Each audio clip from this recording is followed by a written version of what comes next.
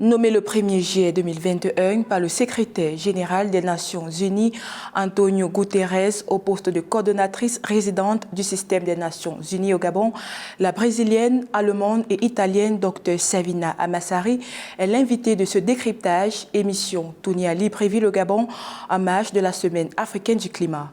Avec elle, nous parlons de ses actions dans ce pays d'Afrique centrale. Dr Savina Ammassari, bienvenue sur Africa 24. Quels sont les chantiers prioritaires de votre mandat de coordonnatrice résidente du système des Nations Unies au Gabon? Thank you for having me here today. There are essentially three main things that we want to achieve as the UN country team here in Gabon, and that is first of all the definition of a new country coordination framework to achieve the SDGs in Gabon, and to prioritize our support in line with the priorities of the country. Secondly, we want to help making an investment case to attract financing to accelerate progress towards the 17 SDGs in Gabon. And fourthly, a priority will also be to further strengthen the governance frameworks and the mechanisms that will allow us to coordinate better our support to the country at every level, both at national level but also at a decentralized level where we serve the communities. Le Gabon, votre pays de résidence, était l'hôte de la Semaine Africaine du Climat 2022. Comment avez-vous apprécié l'organisation d'un tel événement? I must say that it is remarkable what Gabon has done to host such an important event. We have to congratulate the presidency, the government, and the authorities. It shows that they're very committed to the fight against climate change, and that they have a natural leadership role in this field. Also, I really congratulate all of the UN teams on the ground, the UNFCCC, but also the other agencies involved. Our country team has supported. There were many side events. We have played an important role as well. And importantly, obviously, the participants, over 1,300 people, political leaders, experts, representatives of communities and civil society, multilateral, bilateral partners. Everyone was here and everyone is truly committed to move to action. I've heard the word implementation.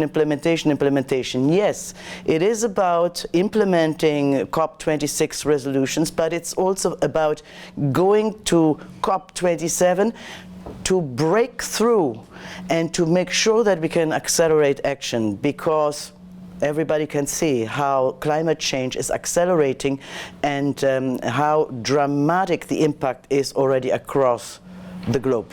Vous avez une solide expérience dans le domaine du développement international. La question du développement en Afrique est plombée par plusieurs pesanteurs. Quelles mesures pour réduire la fracture avec les pays dits développés? Development varies across countries, and the challenges that countries face differ. Even the benefits of development are not equally shared by the population, even within countries. So, in fact, we at the UN, we support equality. We work to make sure that no one is left behind, that everybody can benefit.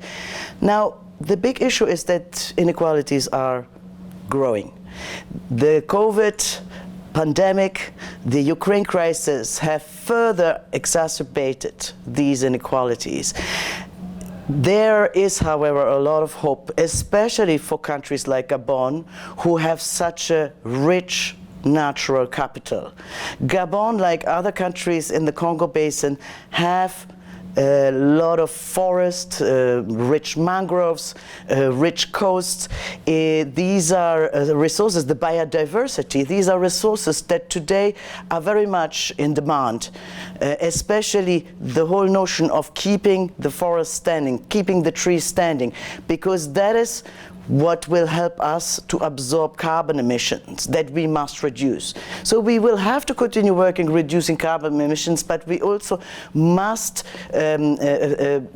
keep intact the green capital that is existing. And this is what Gabon is doing. Gabon will soon put out carbon credits that will allow them to mobilize resources that can be invested in transitioning from a brown economy, essentially fueled by oil revenues, to a green and also blue economy, meaning investing in sustainable development to preserve and manage natural resources sustainably, and also blue resources, the oceans and the waters, the rivers, so that these treasures can be kept intact, and at the same time the country can develop with a benefit for all. Gabon is one of the very few countries that absorbs more, even much more than it emits carbon emissions. And that is an exemplary thing. This is because they have preserved the forests. 88% of the surface of Gabon is covered by forest. Today, they are out there to seek support, to seek investments. Public investments, private investments, domestic investments, foreign investments.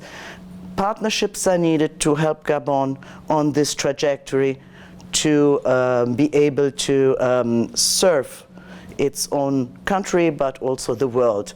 Because you know, the Congo Basin is now the second lung of the world, and Gabon is one of the most advanced and dynamic leaders, a champion truly, a model that will show that sustainable green development is possible. Mesdames, Messieurs, merci d'avoir suivi ce décryptage. Restez à l'écoute pour d'autres programmes sur Africa 24.